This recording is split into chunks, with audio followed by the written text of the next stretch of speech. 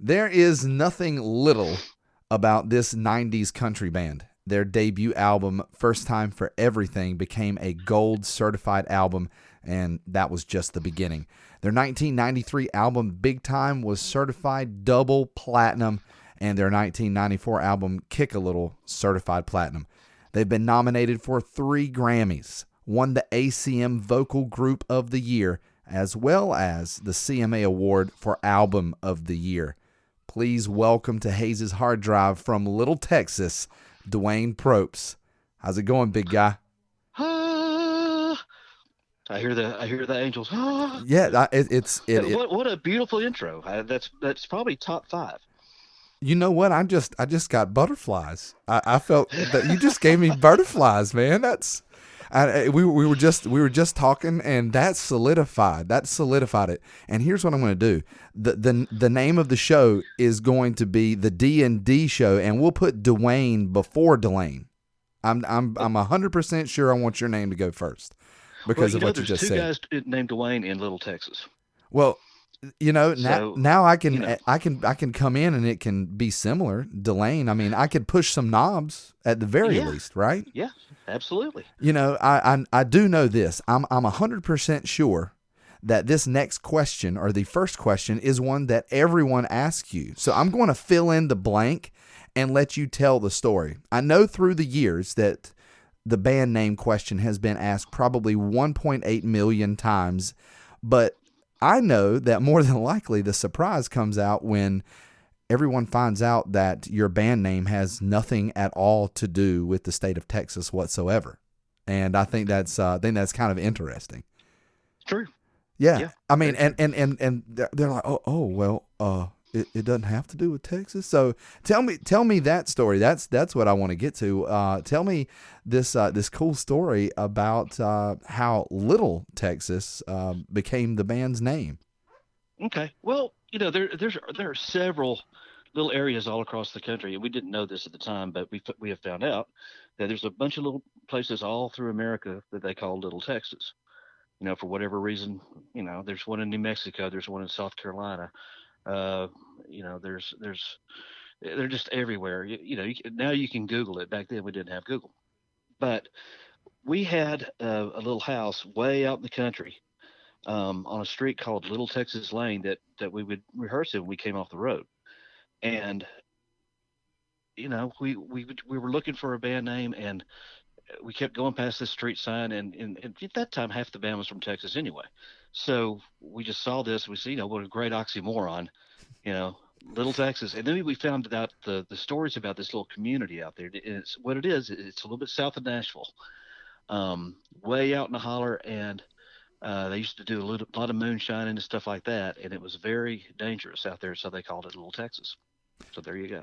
Speaking of Texas, you actually grew up in Texas, and then you then mentioned, Nashville, but you ended up going to a private Christian college there in Nashville, Belmont University, which I've actually had some friends attend that university. Yeah, And and we have a guy that teaches there, yeah, believe it exactly. or not. Yes, yes. I was reading that. Hey, we've got to stick to the Saturday schedule because we've got someone who's teaching at the university there in the band. So, what was for you? I mean, growing up there in Texas and Belmont being, a smaller private Christian university, what was your deciding factor on actually, moving on out and heading up to Tennessee for college? A full scholarship. Hey, you know what? There it is, right there. Winner, winner, chicken dinner. They're going to pay for you to go Yeah, to school. yeah. We got a full scholarship to work in a group called the Reasons that were the kind of the recruiting team that would go out to area schools and churches and stuff like that for Belmont. And as soon as that happened, mom and dad said, "You're going to Belmont." And I said, "Okay." So off I Hey, went. you know And what? When well, it's free, but you can't that argue. wasn't the whole story. Porter Howell, our lead singer and lead guitar player, he had already been there. Another buddy of mine from Longview named Russell Terrell, who is now the number one background singer in Nashville, um, was going there too. And we had some other friends from the Longview area that had already moved up. So I said, that'd be a great place to be, and get me out of East Texas and kind of see what the rest of the world is like, and it made sense, and it was free. Yeah, So and there you go. a very interesting major as well, something that is not, offered at many universities, colleges around the country that you decided to go into that correlated with music and business as well. Right. So Yeah. Great combination. that's right. So for you though, didn't get a chance to finish everything up there at Belmont. Something Now, how did you else. know that? I've got to know because I don't tell everybody. Hey, you know what? I did my research on you, brother. I had to do my I just let research people on you. assume that I went ahead and graduated. No, no. Hey, That's you funny. know what? When you do this, you gotta, especially with a cool name like Duane. So, you know, this little band that we've been discussing kind of came along before you could finish everything up, right? Right. Uh, Absolutely. My whole idea was I said, I'm going to take a semester off and, kind of see what happens. This thing might pan out. And if it doesn't, I'll just go back to school, finish up my degree. Well, it happened. yeah, it happened big. And I was like, well, I guess I'm done here. So, Well, you know what? So 89, you're sitting there, haven't finished this whole thing up, and you just signed with Warner Brothers. No big deal, right? I mean, what's that like going from point A to point B here? You're signing with a major label, and okay. I just lost you for a second there. You may want to back up. yeah. So Start that one again. we were talking about finishing up. You guys signed with Warner Brothers in 1989, and what was that like going from college to signing a major record deal? You know, it all happened so quickly that it was just like we kind of knew that it was going to happen. We had it all together. We knew that we had a package that had never been done before. And first rule of marketing: do something nobody's ever done before. So, while it scared Warner Brothers to death to sign something like that, we knew that it was so different and so outside the box that it was going to be undeniable. So, we just went to work. Once everything was in place, we just went to work and started hammering and stayed on the road and wrote music and played music and we just lived it. And it wasn't a surprise necessarily. It was just something that we knew was going to come along. Whether it be Warner Brothers or Sony or whoever. We knew somebody was going to snap this thing up. And And that sounds incredibly vain, but at the same time, it was so different and so unique that we knew that it was time, and the time was perfect for it. well, you're talking about in this business that you're in, confidence, the confidence of having success. I don't believe there is a way for you to go in this any other way. If you go in it halfway believing that you're going to make this, then that's exactly what's going to happen. It's not going to happen unless, hey, we've got something that no one else has, and we're going to do this. That's definitely the approach that you have to take Right. there. And you have to be willing to go all in, starve, make 200-300 bucks a week if you're lucky, and just live it completely. Live, breathe, do nothing but that. And we did. We went out. I think it was 1991. We did about 320 shows that year. 320 different dates. So Wow. we were just flat gone. And that was just our work ethic. Turn nothing down. Go go go go go. Don't take Well, no prisoners. and on top of that, But we were also like 22. We a could do it. little bit different times, right? Not today. And you were talking about Warner Brothers and the late, people being a little scared. I mean, now in today's country music, which in my opinion, you guys are pioneers of this quote unquote non-traditional normal country music band look, with the rock and roll curly hair, and Hmm. not that box typical run of the mill country band that they were used to seeing in the late 80s, early 90s. I mean, basically you guys look like an 80s metal band. Yeah, and Right. I mean, that's something that now, seeing guys on stage, that's something you guys pioneered. I mean, that was, now that's the look, that's the thing. And, rocking it out on stage and especially, like I said, you with the curly hair, basing it out and like all moving all over and, doing some of the moves. That's, I just think that's awesome. It's a new thing. It's something different. And you're willing to take that gamble and it really paid off for you guys. Well, right, and it was a bit of a look taken from the glam rock thing, minus the makeup and Yeah, all that kind yeah. of stuff.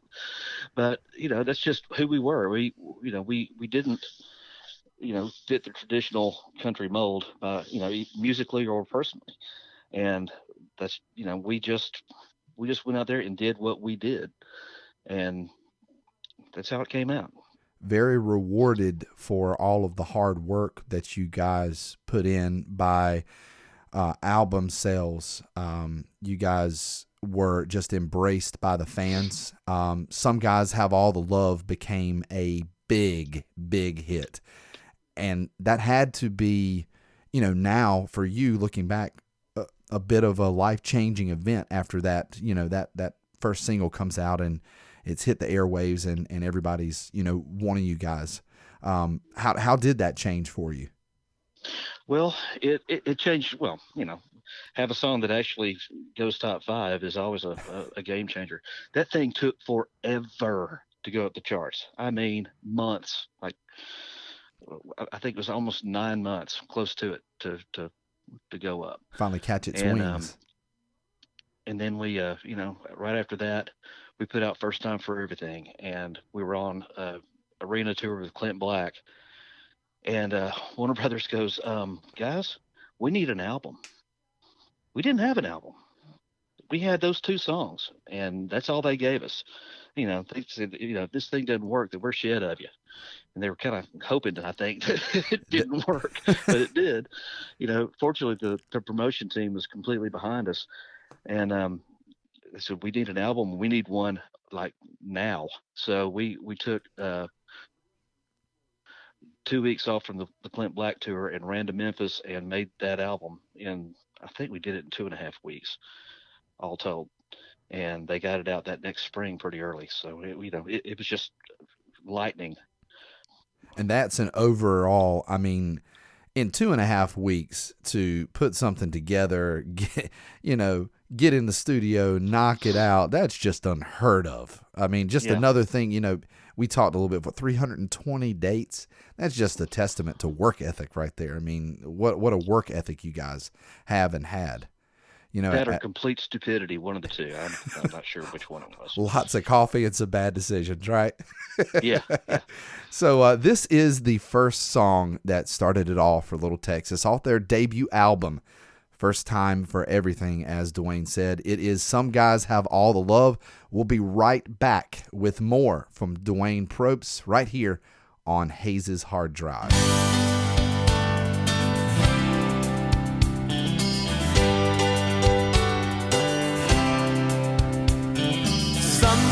Have all the luck.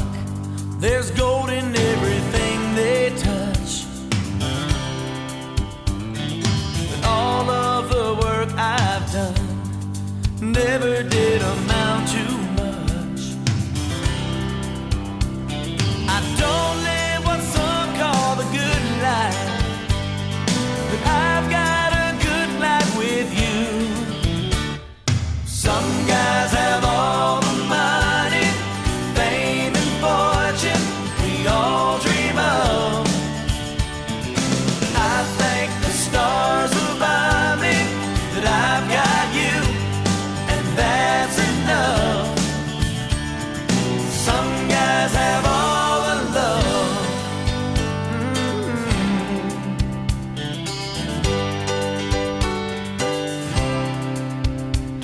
No matter how good my plan is, it always seems to come undone. In a lifetime of taking chances, you're the only thing I've won. I'm still not what some call a winner, but with you there's no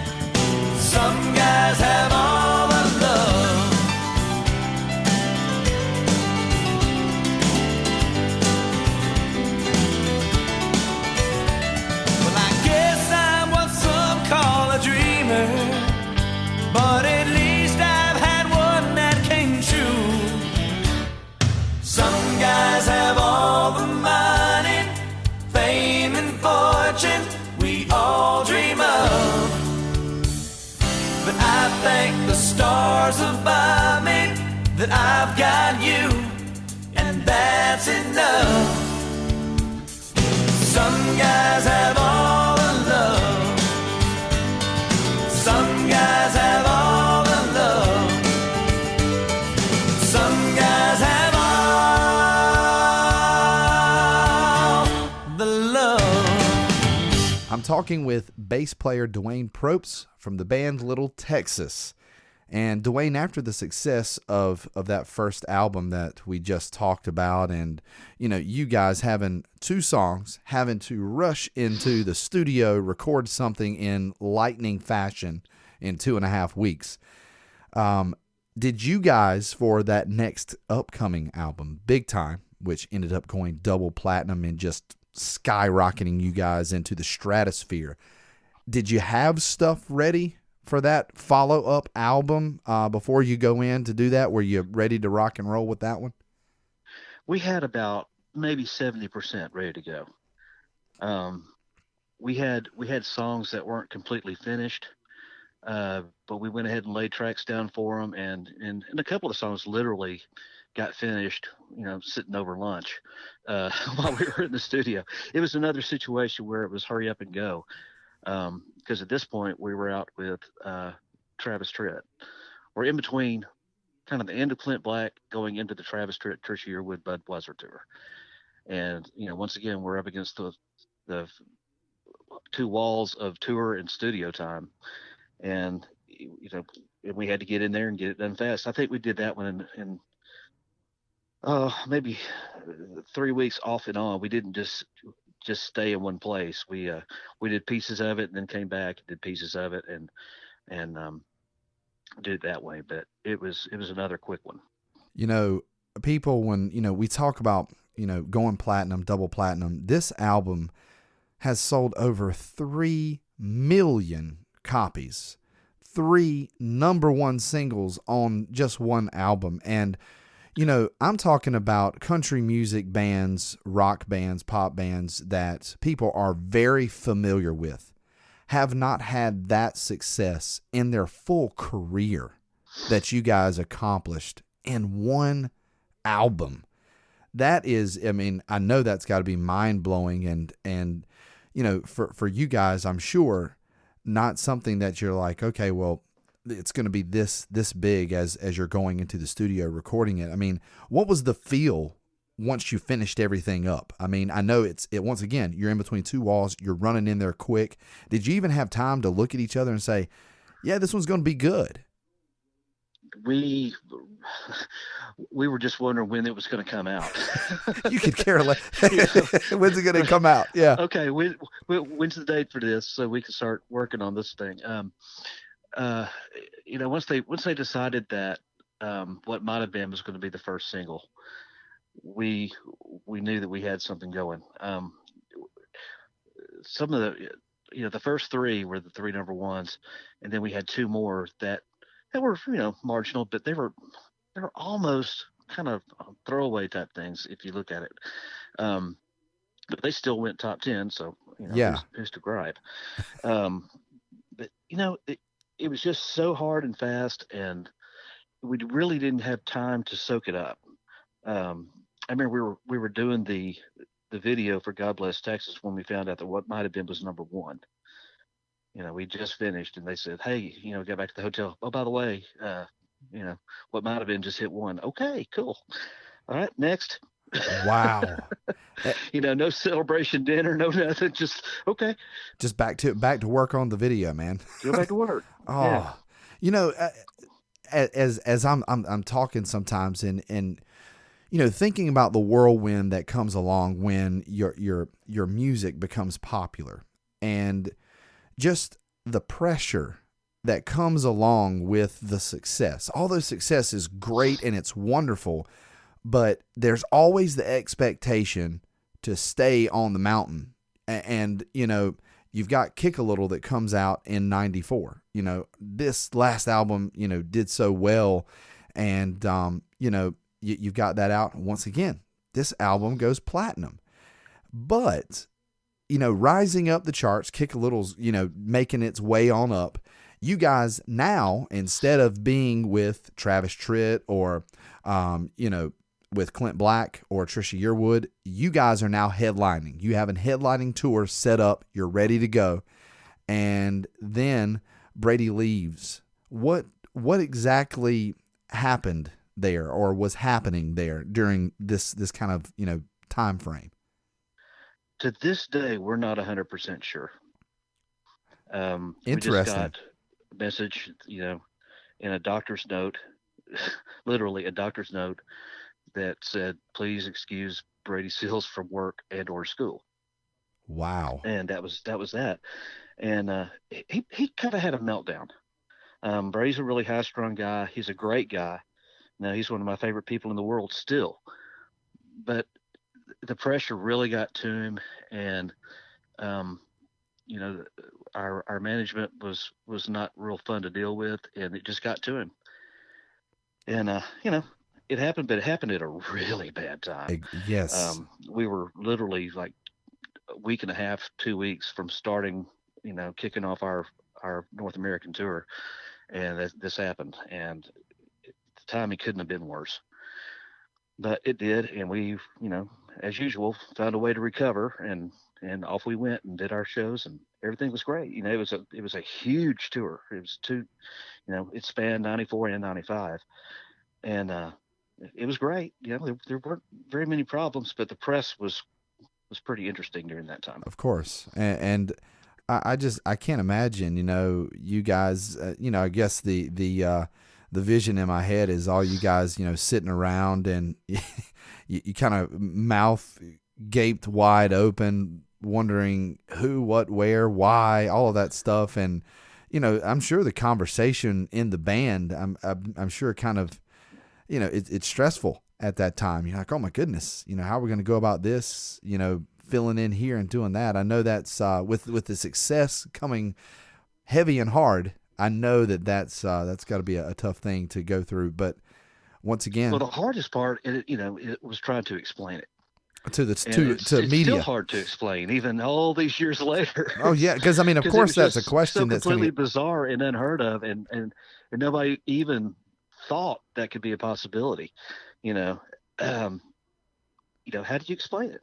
Well, even from this perspective, and listening to you talk really deeply about the amount of work that you guys put in, and the travel and always gone, it puts such a toll on people. And if the way that you handle your stress and your anxiety, you don't do that as well as others, and things really get to you, then I'm sure that it was like, hey, look, I just can't do this. I just cannot do this with all this stuff going on and being out. And it was just all of a sudden a click in the head saying, all right, I'm done. And there it is. That's it. It's sometimes it's one of those things. And I'm sure, as you very well know, there is a price always to fame and success. It's for us on the other side of this, we're like, yes, that would be great for people to scream my name and have millions of fans. Sometimes it's not always as peachy as we may make it out to be. So but you guys licked your wounds, came back and rocked it out. Then in 98, the band went on hiatus. You guys stayed away for about 6 years, and then you got back together in 2004 with some new members. And what kind of drew you guys back together after being away for 6 years? Well, it's not that we came back with new members; it was old members. But old members, different. Minus two. Yeah, minus two. Yes. It was really cool. That once again, the timing was perfect. We needed that time. There were a couple of us that had never done anything other than be on the road since being teenagers, basically. And it gave us time to grow up and see what it's like on the other side of the world, having to work. I went into the world of corporate for a while, and learned that I was good at it, but I didn't like it. And so about the time that I was really getting good and fed up over being in the corporate world, we decided to put this thing together and go play some dates and just see what happened. And here we are, here in 2020, still going, and it's been a whole lot more fun because we do it on our time, on our schedule, and there's nobody breathing down our necks, and there's no expectations except from ourselves, and it's refreshing. It really is. It's a lot more fun. And people are, coming out. They're really enjoying what you guys are doing. I've often said that music's landscape does change, but it really does seem that the music that was made in the 90s, the early 90s, as well as the 80s, it's still holding true. People still really, really enjoy it. And here's what I think is awesome, is that the bands that were, playing, working hard then, they are still really good now, still sound great. They still play very well. And, I'm really looking forward to seeing you all at the Liberty Showcase Theater on February the 8th. And it's a great venue. It's a wonderful place to play. It's an old movie theater. And Duane and the guys are going to be there. You can go to thelibertyshowcase.com to get your tickets. And I got a feeling, Duane, you still got some of those moves from the early 90s, right? Some of those rock and roll moves. I'm sure it's going to be a good time. Oh, sure. So, hey, man, we're still young, man. Like I say, we started when we were kids. So, we don't need our walkers quite yet. Not yet. Yeah, we're still going to get a couple of the nice leg kicks. So we'll be we'll be ready to rock and roll once again. February the 8th, Liberty Showcase Theater in Liberty, North Carolina. For more information about Little Texas and their upcoming shows, merchandise, anything you want to know about the guys and Duane, go to littletexasonline.com. And this next song rose up the charts until finally hitting the #1 spot. Off the Big Time album, it is, of course, God Bless Texas. This is Delane Hayes. I've been talking with Duane Propes from Little Texas, and you are listening to Hayes' Hard Drive. I've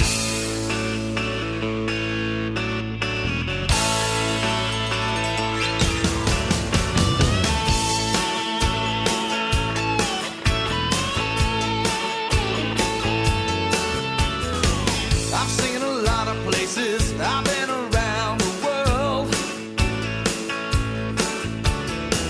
I've seen some pretty faces, been with some beautiful girls. After all I've witnessed, one thing still amazes me. Just like a miracle, you have to see to believe.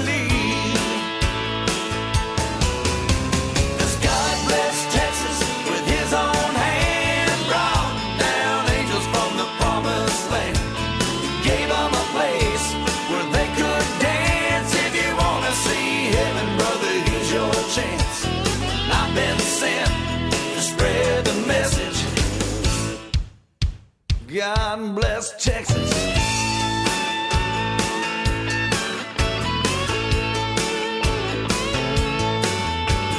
First he let the sun shine, then he made the waters deep. Then he gave us moonlight for all the world to see. Well, everybody knows that the Lord works in mysterious ways.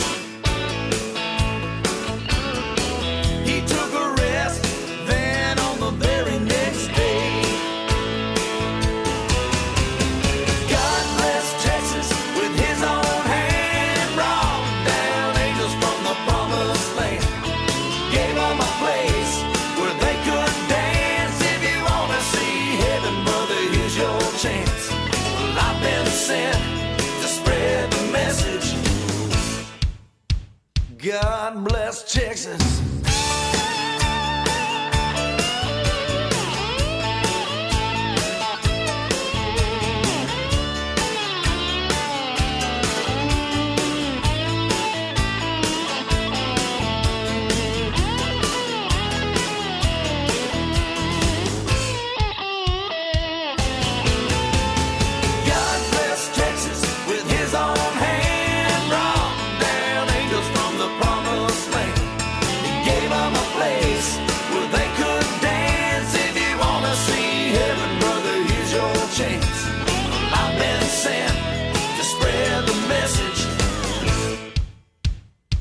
God bless Texas.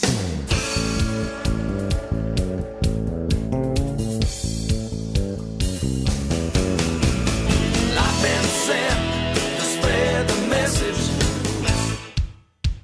God bless Texas. I've been sent